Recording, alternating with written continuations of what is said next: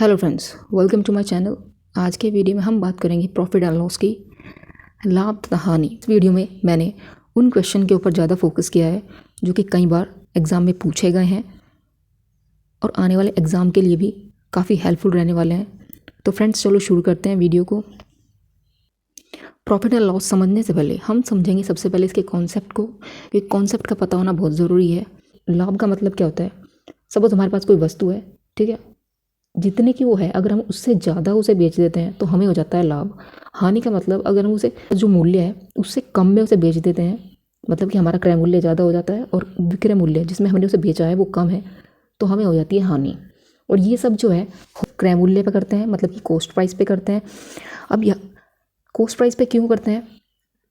क्योंकि हमारे पास जो वैल्यू होती है, जो भी मूल्य होता है, वही हमारा कॉस्ट प्राइस होता है। उसी पे तो हमें लाभ और हानि होती है, उसी पे तो हमें, मतलब अगर कोई चीज़ हम ज़्यादा में बेच रहे हैं तो हमें ऑब्वियसली तो हमें लाभ होगा, कम में बेच रहे हैं तो हमें हानि होगी। अब अगर हम परसेंट पे निकालना हो कि कितने परसेंट लाभ हुआ है और कितने परसेंट हानि हुई, तो इसको हम कैसे निकालेंगे? अब देखो, कॉस्ट प्राइस, मान लिया अगर मुझे 20% का लाभ हो रहा है, 20% का अगर मुझे लाभ हो रहा है, तो जो भी हमें लाभ हो रहा है, हानि हो रही है, सब हमें जो है कॉस्ट प्राइस पे ही हमें करना पड़ता है। आपको सिर्फ इसके लिए एक चीज़ या फिर एक फॉर्मूला बस आपको, या फिर एक कॉन्सेप्ट, बस इसी लाइन में मैं आपको सब कुछ समझा दूंगी। कॉस्ट प्राइस जो है, हमें जो है 20% का लाभ हुआ है, तो 20% जो है ये कॉस्ट प्राइस है। और सेलिंग प्राइस मतलब कि विक्रय मूल्य, कॉस्ट प्राइस और सेलिंग प्राइस, 20% का लाभ हो गया। हम जो है सेलिंग प्राइस को ऐसे लिख सकते हैं, इस 20% को, जो भी हमारा लाभ हुआ है, मतलब क्या है, कॉस्ट प्राइस पे इसका 20% ये हो गया हमारा। और इसको हम जो है जोड़ दें दोबारा से इस कॉस्ट प्राइस में, तो वही तो बनेगा हमारा सेलिंग प्राइस। ठीक है, तो क्या निकल के आता है? कॉस्ट प्राइस ये हो जाएगा 100, जब कॉस्ट प्राइस हम कॉमन लेंगे तो ये हो जाएगा 120/100 इजकल टू हमारा हो जाएगा सेलिंग प्राइस। तो इसे हम लिख सकते हैं। अब एक चीज़ और भी है जिसे मैं क्लियर करना चाहती हूँ। ये चीज़ देखो, 100 जो है ऑब्वियसली जो है 120 से कम है, ठीक है, 100 हमारा 120 से कम है। अगर हम 100 से 120 को काटेंगे तो कुछ एक वैल्यू होगी, ठीक है, मतलब 1.2 होगा, तो 1 से बड़ी वैल्यू होगी, ठीक है। यहाँ पे कुछ भी हो सकता है, 30 या 130 या 140, वट एवर दैट इज़। 100 से अगर बड़ी वैल्यू है तो इसका मतलब वो क्या है, अगर हम इसे काटेंगे तो 1 से बड़ा आएगा, तो इसका मतलब क्या है, सेलिंग प्राइस। बस आपको यहीं से समझ जाना है कि वो है जो है हमें प्रॉफिट हो रहा है। अगर 100 से कम वैल्यू आ रही है ऊपर, ठीक है, हम यहाँ क्या करते हैं, अगर हमें हानि हो रही है तो मतलब 20% की ये तो लाभ था, 20% की अगर हानि हो रही है तो ये हो जाएगा 80%। 100 में से हम 20 माइनस कर देंगे, ये बनेगा हमारा सेलिंग प्राइस। अब यहाँ से आपको देखने से पता चल जाता है कि हमें जो है हानि हुई है, सेलिंग प्राइस जो है हमारा कम है। वह ऐसा क्यों है? मैंने बोला है 100 से जो है 80 कम है, इसे हम काटेंगे तो 1 से कम ही जो है वैल्यू आएगी। तो इससे मतलब क्या है, हमारा जो कॉस्ट प्राइस है वो कम है, सेलिंग प्राइस जो है हमारा कॉस्ट प्राइस से कम है, तो यहाँ पे क्या है, हमें हानि हुई है। कई बार जो है इनमें कन्फ्यूजन होता है, ये सिर्फ मैंने एक बेसिक बातें समझाई है कन्फ्यूजन को दूर करने के लिए, कि अगर 100 से वैल्यू हम यहाँ पे जो कम लिख रहे हैं, मतलब हम क्या कर रहे हैं, 20% का हानि हो रही है, 20% जो है हम माइनस कर रहे हैं CP माइनस CP का, ठीक है, यही तो हम कर रहे हैं।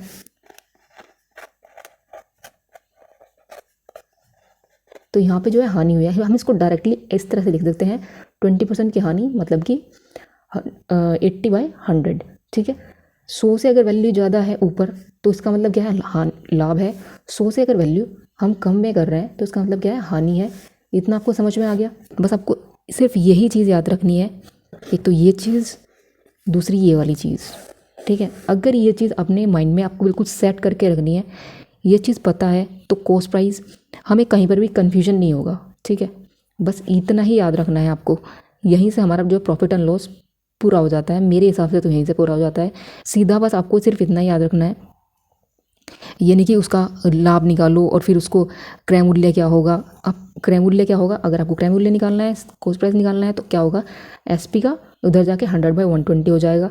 अगर लाभ होगा तो जो है 100 जो है से ऊपर हमारा जो है वैल्यू ज़्यादा आने वाली है, और अगर हानि होगी तो 100 से वैल्यू ऊपर कम आने वाली है।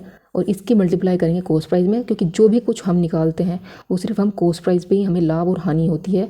लाभ और हानि सेलिंग प्राइस पे मत करना, सिर्फ कॉस्ट प्राइस पे ही होती है। अब एक चीज़ और क्लियर करना चाहती हूँ मैं, यहाँ पे तो हमने क्या किया, कॉस्ट प्राइस और सेलिंग प्राइस डिफाइन कर दिए जब हमें दिया हुआ हो कि कितने % उस पर लाभ या हानि हो रही है। लेकिन जब हमें निकालना हो कि कितने % लाभ और हानि हो रही है, कॉस्ट प्राइस और सेलिंग प्राइस दिया हो, तो हम क्या करते हैं, सपोज हमें कॉस्ट प्राइस दिया है, ठीक है 5, सेलिंग प्राइस क्या है उसका 10 हो गया, ठीक है। तो यहाँ पे अगर मुझे लाभ हुआ है, लाभ कितने का हुआ है, सेलिंग प्राइस में से कॉस्ट प्राइस हम माइनस करेंगे 5 का। और अगर मुझे ये इस बार क्या करना है, परसेंटेज में वैल्यू निकालना है। अब तक तो हमने क्या किया था, परसेंटेज में हमें वैल्यू दी हुई थी, हमें कॉस्ट प्राइस और सेलिंग प्राइस को हमने डिफाइन किया था किस तरह से हम उसको लिख सकते हैं और किस तरह से हम उसको ईजिली सॉल्व कर सकते हैं। लेकिन अब सेकंड कंडीशन क्या है कि हमें उसे परसेंटेज में निकालना है। कॉस्ट प्राइस और सेलिंग प्राइस हमारे पास दिए हुए हैं, हमें उसका परसेंटेज बताना है। तो यहाँ पे क्या होगा, माइनस करेंगे और जो भी कुछ हम निकालेंगे किस पे रेस्पेक्ट में, मैंने अभी बोला था वो सिर्फ कॉस्ट प्राइस के रेस्पेक्ट में ही हम निकालते हैं। कॉस्ट प्राइस कितना है 5,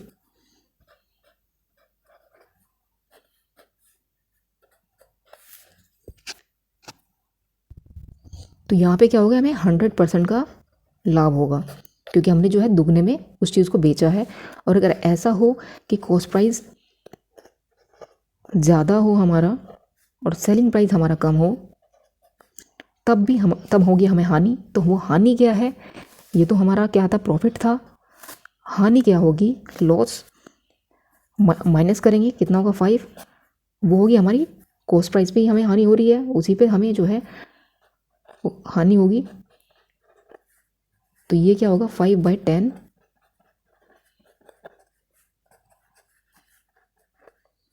पूरे 50% की जो है हमें हानि होगी। तो ये चीज़ जो है आपको क्लियर होगी, समझ में आ गई होगी। अब चलते हैं इसके क्वेश्चंस की तरफ। अब क्वेश्चन हमारे सामने गिवन है, मीनल ने एक कार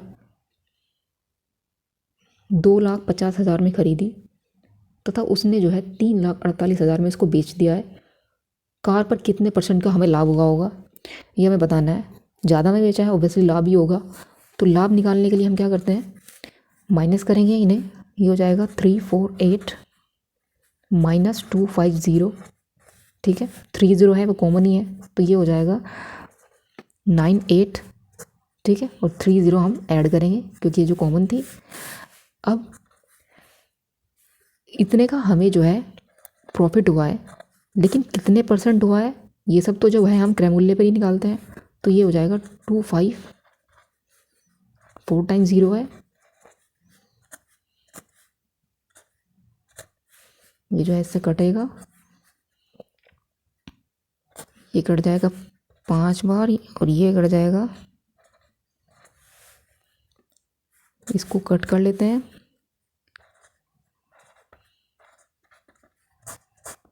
तो ऑप्शन बी क्या है, राइट आंसर है। चलते हैं नेक्स्ट क्वेश्चन पे। एक वस्तु को 1754 में बेचकर उतना ही लाभ होता है जितना कि उसे 1492 में बेचकर हानि होती है। वस्तु का लागत मूल्य हमें बताना है। इसमें इस तरह के क्वेश्चन में आपको क्या करना है, उतना ही लाभ हो रहा है, ठीक है, जितना उसे पहले, मतलब उतनी ही हानि हो रही है जितना उसे पहले लाभ हुआ था। तो आपको क्या करना है, यहाँ पे इन दोनों वैल्यू को जोड़ देना है और डिवाइड करना है 2 से।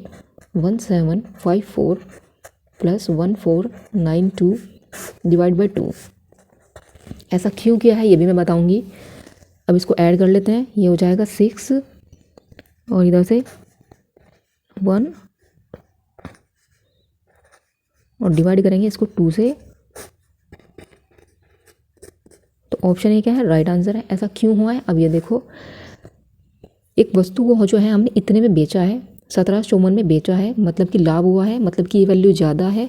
तो 1754 में से हम मान लेते हैं कि उसका जो है कॉस्ट प्राइस वो x है माइनस x, ठीक है, ये लाभ हो गया। अब वो कह रहा है कि जितनी उसे 1492 में बेचकर हानि होती है वो लाभ जो है बराबर होगा हानि के।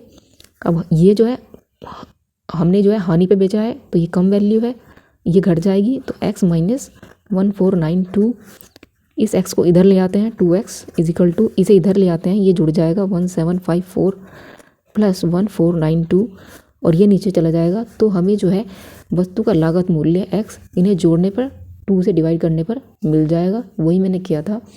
इस क्वेश्चन को आप इसी तरह याद रखिए।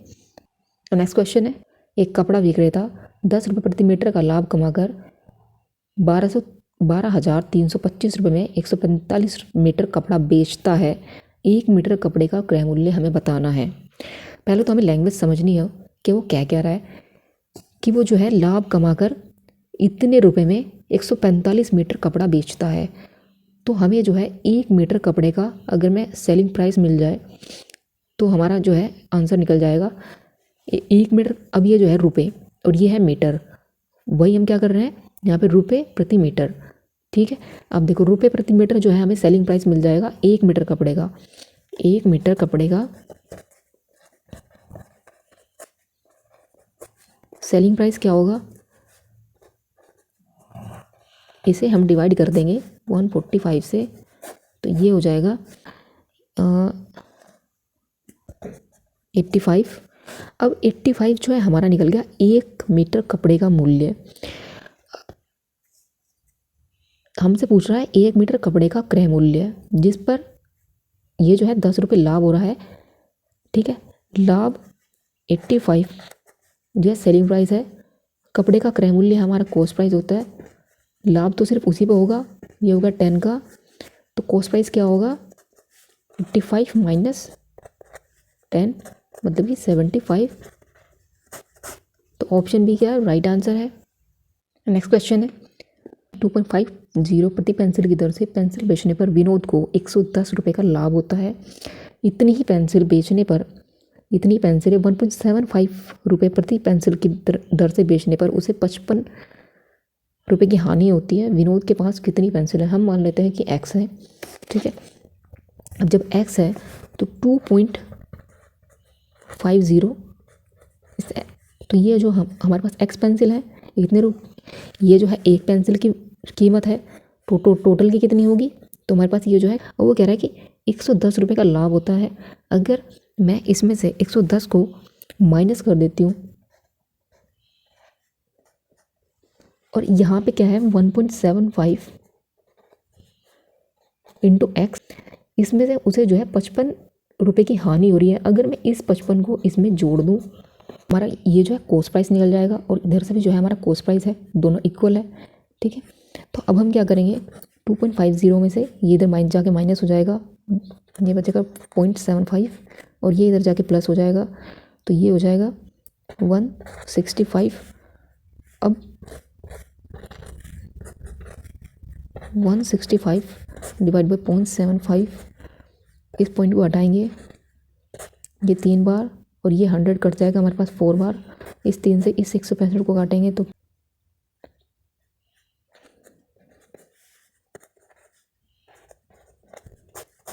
ऑप्शन ए क्या है, राइट आंसर है। चलते हैं नेक्स्ट क्वेश्चन पे।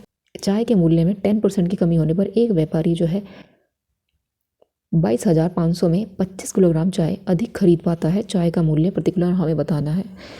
आप इसके लिए एक ट्रिक है, आपको क्या करना है, यहाँ पे दिया हुआ है आर, किस रेट से जो है कमी हो रही है, आर वो 10%। अब एक्स जिसे हम मानते हैं ये हमारा कितने रुपए में जो है एक व्यापारी इतने रुपए में इतने किलोग्राम चाय अधिक खरीद पाता है, इसे हम मान लेते हैं ए अधिक 25 kg और ये क्या है हमारा एक्स का मतलब। ठीक है, अब देखो क्या करना है, हमें R X divide by 100 minus R into A, ये हमें करना है। और हमारे पास क्या है 10, किस रेट से मतलब कि उसमें जो है कमी आ रही है। अगर यहाँ पे कमी ना होती, अधिक होता, ठीक है, अगर वो मूल्य अधिक होता तो हम जो है चाय कम खरीद पाते। ठीक है, तो यहाँ पे हम माइनस की जगह प्लस करते। अब यहाँ पे ओबियस की कमी है तो माइनस ही रखेंगे, तो ये हो जाएगा 90 और एक्स का मतलब और ए का मतलब 25। इन्हें सॉल्व कर लेते हैं, 9 बार कट जाएगा और ये 9 से 9 तो ये हो जाएगा 100। तो ऑप्शन डी क्या है, राइट आंसर है।